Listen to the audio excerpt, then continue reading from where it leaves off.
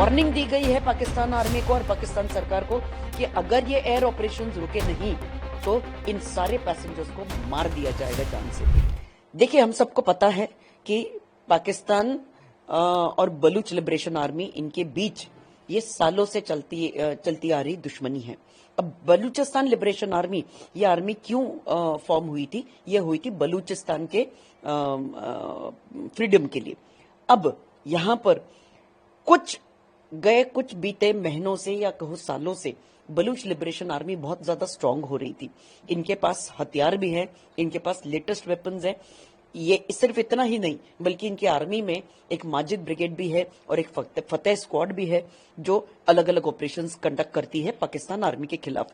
इतना ही नहीं कि पाकिस्तान आर्मी के खिलाफ ऑपरेशंस कंडक्ट करे, उन्होंने हाल ही में कुछ चीनी ऑफिशियल्स के ऊपर भी हमला किया था, उनको भी मार दिया था सिपेक कॉरिडोर के चलते। आज की एक खबर है कि क्वेटा एक्सप्रेस जो ट्रेन है जो चलती है क्वेटा से जाफर एक्सप्रेस जो चलती है क्वेटा से पेशावर तक, तो इस ट्रेन को बलूच लिबरेशन आर्मी ने बोलान नाम के एक इलाके में इनको हाईजैक किया। हाईजैक बोलिए या वहां पर ये ट्रेन को रुकाया, फायरिंग करी, ये अभी तक हमको पता नहीं चला है। लेकिन वहां से उस ट्रेन में कुछ पाकिस्तानी सैनिक ये छुट्टी पर जा रहे थे रमजान के लिए, तो उनको वो ट्रेन को हाईजैक किया है और वहां से उन सोल्जर्स को इन्होंने हॉस्टेज बनाया है। खबर ऐसी है कि सिर्फ सोल्जर्स को नहीं, बाकी पैसेंजर्स को भी हॉस्टेज बनाया, लेकिन उसमें से महिलाओं को और बच्चों को उन्होंने छोड़ दिया है और बाकी पैसेंजर्स को भी इन्होंने हाईजैक किया है। ऐसी भी खबर है कि 6 पाकिस्तानी सोल्जर्स को मार गिराया है। अब देखिए, बलूचिस्तान पे पाकिस्तान आर्मी सालों से बहुत जुल्म ढा रही थी और बहुत ज्यादा ये निग्लेक्टेड एरिया था पाकिस्तान सरकार के द्वारा, और पाकिस्तान की जो आर्मी थी वो बहुत टॉर्चर कर रही थी बलूचिस्तान के लोगों पर। तंग आकर ये बलूच लिबरेशन आर्मी ने अपनी एक फ्रीडम स्ट्रगल शुरू करी। अब यहां पर इन हॉस्टेजेस को जैसे ही बलूचिस्तान लिबरेशन आर्मी ने अपने कब्जे में रखा, ऑपरेशन शुरू हो गए। पाकिस्तान की मिलिट्री आ गई और पाकिस्तान अपने एयर ऑपरेशंस भी शुरू किए, ड्रोन ऑपरेशंस भी शुरू किए। लेकिन खबर ऐसी है कि इन ऑपरेशंस को भी पीछे हटाया जा रहा है क्योंकि बलूच आर्मी ये बहुत ज्यादा तगड़ी हो गई है। वार्निंग दी गई है पाकिस्तान आर्मी को और पाकिस्तान सरकार को कि अगर ये एयर ऑपरेशंस रुके नहीं तो इन सारे पैसेंजर्स को मार दिया जाएगा जान से। अब आगे देखना यह है कि बलूचिस्तान लिबरेशन आर्मी की डिमांड क्या है, कि किस उद्देश्य के साथ इन्होंने ये हाईजैक किया है और किस उद्देश्य के साथ इन सैनिकों को अपने कब्जे में रखा है। ना कि सैनिकों को ऐसे कहा जाता है कि पैसेंजर्स को भी रखा है।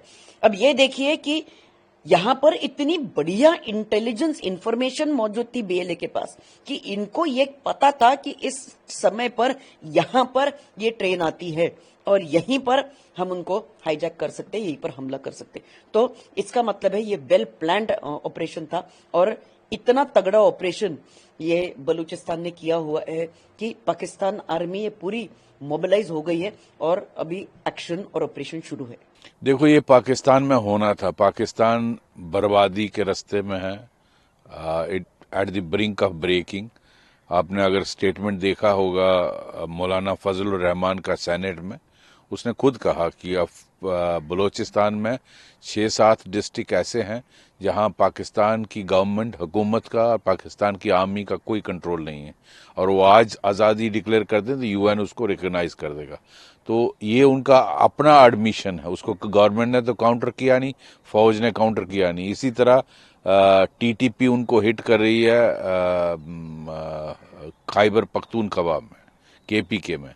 वहां भी बहुत सारा इलाका, 40 से 50% इलाका, वहां की फौज का कोई कंट्रोल नहीं है। पुलिस तो पहले ही विड्रॉ कर गई थी, और मौलाना फजलुर रहमान ने सेनेट में ये उसके बारे में भी बोला कि पुलिस तो पहले ही विड्रॉ कर गई थी, अब आर्मी वहां से विड्रॉ कर गई है।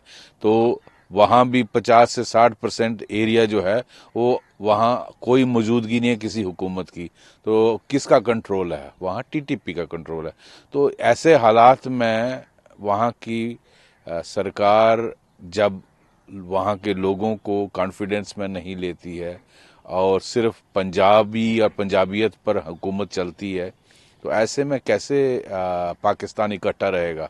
अभी आपने हाल ही में सुना कि वहाँ जो बलूचिस्तान के जितने भी टेरर आउटफिट्स हैं, BLA हो गया, उनके साथ में जो दूसरे तंजीमें हैं और इवन सिंध के जो तंजीमें हैं, सब ने मिलकर एक यूनाइटेड फ्रंट बनाया है जो पाकिस्तान की फ़ौज को और वहाँ की हुकूमत को चैलेंज कर रही है। तो वहाँ की हालत जितना कम बोला जाए उतना अच्छा है।